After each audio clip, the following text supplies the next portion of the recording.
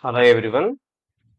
In this video, I will discuss about RLC series circuit, its resonance condition and quality factor. This is a part of alternating currents, class 12 syllabus, which is helpful for both JEE and NEET. So, RLC series circuit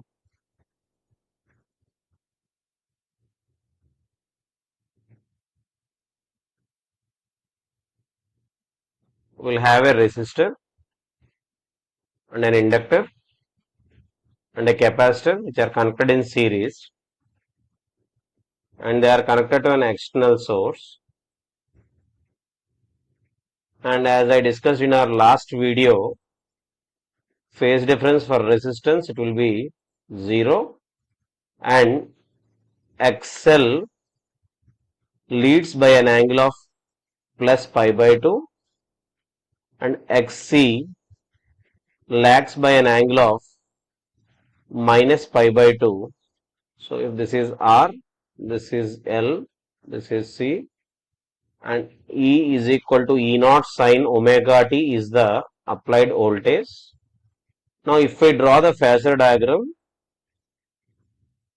this will be the resistance. So XL is leading and XC is lagging. So if we assume like this, if XL is greater than XC, as phase difference between XL and XC is 180 degrees, the corresponding equivalent phase diagram we can draw like this. This will be R. As XL is greater than XC, the resultant will be XL minus XC, that will be in the direction of XL. So we'll have this as XL minus XC. So the resultant of these two will be a Z, so that impedance Z bar we can write like this: R bar plus XL minus XC bar, or magnitude wise Z will be equal to square root of R square plus XL minus XC whole square. So this will be the resultant Z direction, and let this make an angle phi. So this is how we will calculate impedance, and we know that XL value is omega L and XC value will be 1 by omega C. By using these values we can find Z. So now that phase angle we can use tan phi. Tan phi will be equal to XL minus XC by Z, XL minus XC by R,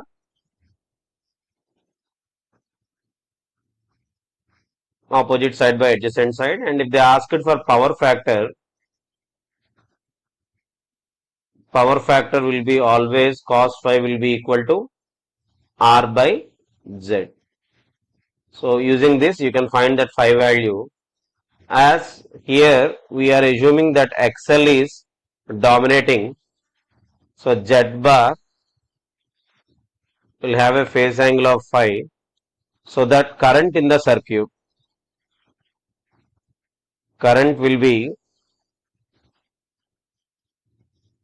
I is equal to E bar by Z bar, or you can write like this: E of 0 by Z of plus phi, or that will be equal to E by Z of minus phi, which is equal to I naught sine omega t minus phi.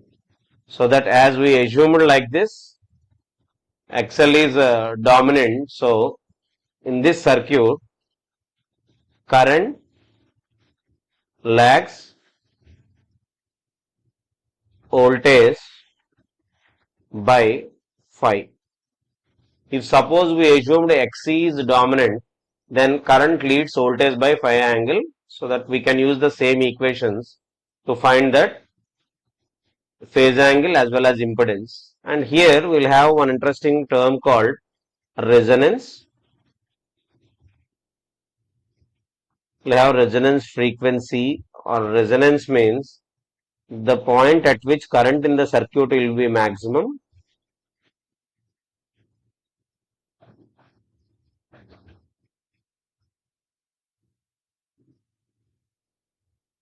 Current is maximum. As we are having I bar is equal to E bar by Z bar. So current maximum means Z must be minimum.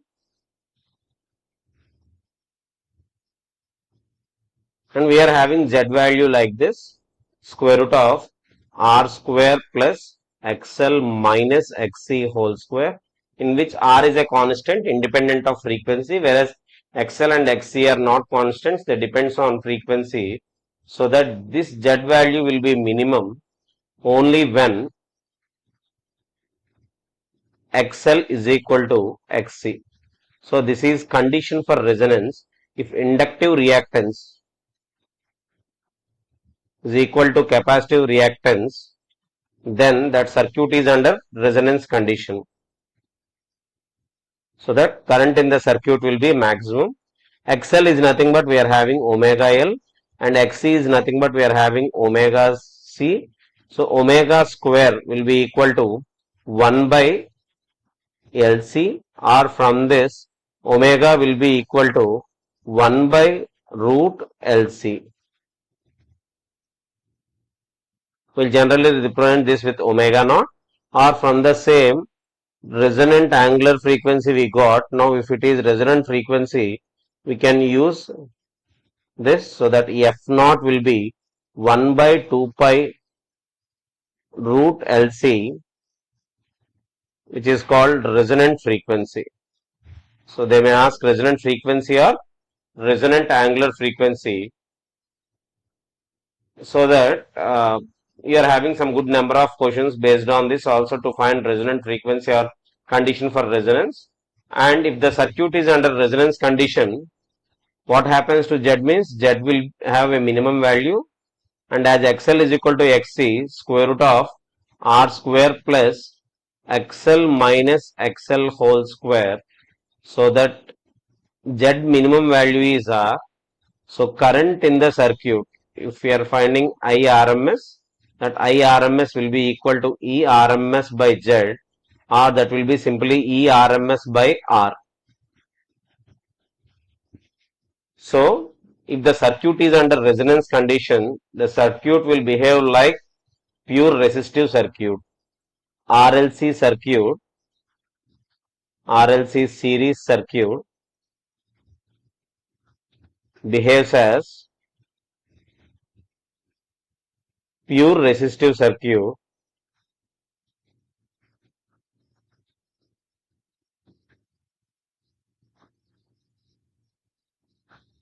under resonance condition.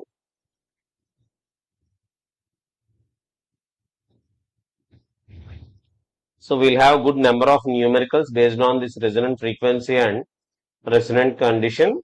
So just practice more number of questions based on this, or else in later part of my videos I'll share some numericals also. So it will give you some good practice. And after this we'll have one point called quality factor.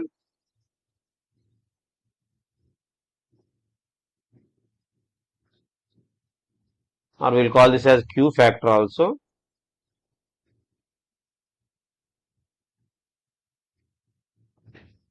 So as we observed like this, at low frequencies as well as at high frequencies, current will be maximum only at one particular frequency called resonant frequency. So that power will also be maximum only at one particular frequency. If this is a graph between omega and P, at one particular point, current will be maximum as well as power will be maximum. That point we'll call that as resonant angular frequency point, and this is corresponding maximum power point. And if we take half of the power value, then this particular point is called as half power point. At half power point, we'll observe two frequencies. They are called as sideband frequencies. Frequencies observed at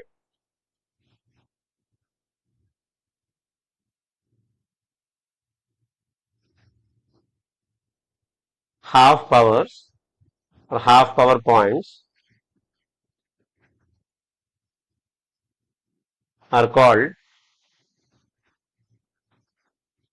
sideband frequencies.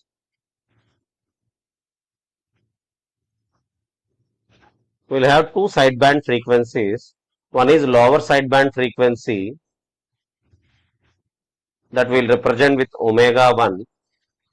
If suppose this width is delta W, this width will also be delta W or delta omega.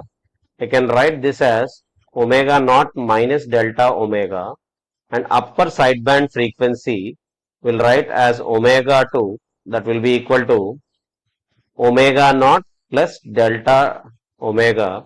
Here delta omega is known as half bandwidth. Half bandwidth. So these two equations, if we know this, let this be first equation and this will be second equation. We are having some interesting points based on these two equations. If we'll take product of these two equations, that is, if I'll take product of these two equations, omega 1 into omega 2 will be equal to omega naught square minus delta omega square.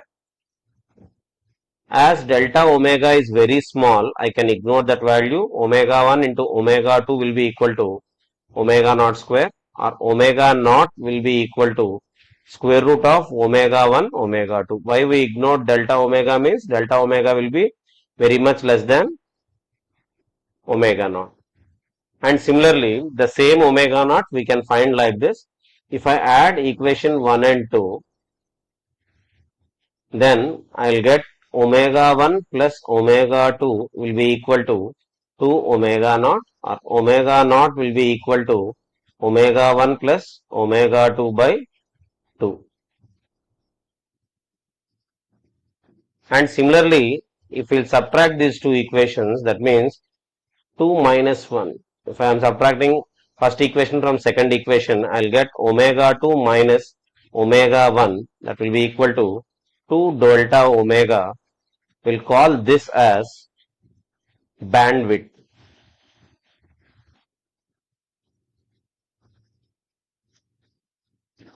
whose value is given as R by L, where R is the resistance used in the circuit and L is the inductance used in the circuit. Once we know the bandwidth, this Q factor we can define like this: quality factor, that is resonant frequency by bandwidth, which will be equal to resonant frequency is omega naught by bandwidth is R by L, or we can write like this: omega naught L by R. This is one equation. This is our actual first equation. This is second equation. Now the same equation I can multiply numerator and denominator with omega naught, so that I'll get omega naught square L by omega naught R, or from this L by omega naught R into omega naught square means 1 by LC. So L gets cancelled. We'll have 1 by omega naught RC. This is another format. And from the same equation, I can write like this: omega naught is nothing but 1 by root LC into L by R. So from this it will be equal to 1 by R into root over L by C. So you'll have good number of questions based on this. They will ask you to find quality factor. So significance of quality factor is, it will tell you about sharpness of resonance. Sharpness of resonance. So if you are having a graph like this and another graph like this, so let this be 1, this is 2. For the first one, that bandwidth will be very small, and for the second one, that bandwidth will be very large. If the bandwidth is very small, its quality factor will be good, so that we'll get a fine tuning So that is the use of quality factor.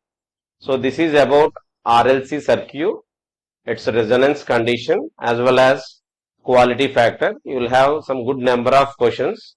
I hope you all enjoyed this video. Please subscribe and share to your friends who are preparing for the JEE mains as well as NEET. These videos will be very helpful for solving some numericals. Have a great time.